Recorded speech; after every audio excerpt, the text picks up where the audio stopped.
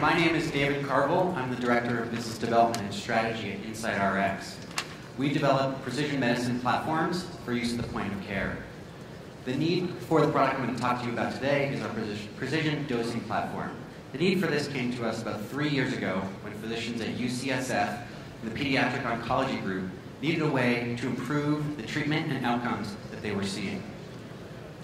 They were seeing a wide variety of patients. As Alex mentioned, there are no average patients. Every patient is unique. And in this case, we have an extremely vulnerable population. Patients like Sophia, 2 years old, diagnosed with ALL, and part of her conditioning regimen was scheduled for chemotherapy.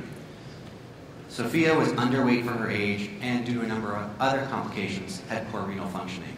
She's a very challenging patient to dose. And unfortunately, the drug that she's on has what's called a narrow therapeutic window. If you had given too much of the drug to Sophia, you would have sent her into liver failure at a cost of about $300,000.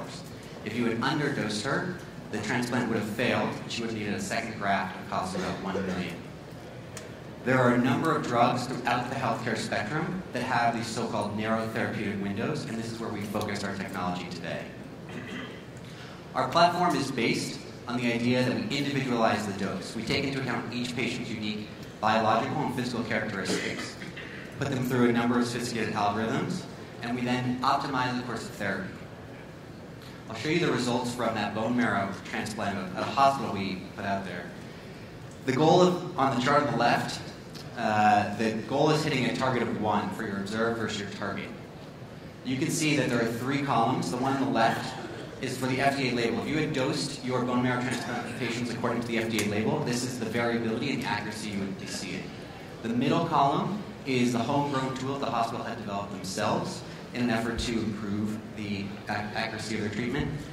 And the column on the right is our treatment after it was deployed at the hospital. You can see that not only have we significantly reduced the variability, we've also dramatically improved the precision. Our product is so effective because it learns in 2 dimensions. The first is at the individual level. As new results come back on an individual patient, whether that's blood samples, whether that's clinical signs and symptoms, we're able to take that into account and on the fly re-optimize treatment. Do we need to increase or decrease dose or maintain them on their current rate of therapy? The second level we learn on is at the population level. We're able to dramatically increase the number of patients that are able to be accurately dosed because we can re-optimize the underlying module. For example, we're going to get very detailed in healthcare here, so excuse me for those who are not in the field, but vancomycin for adults, the population pharmacokinetic model was based on 498 patients.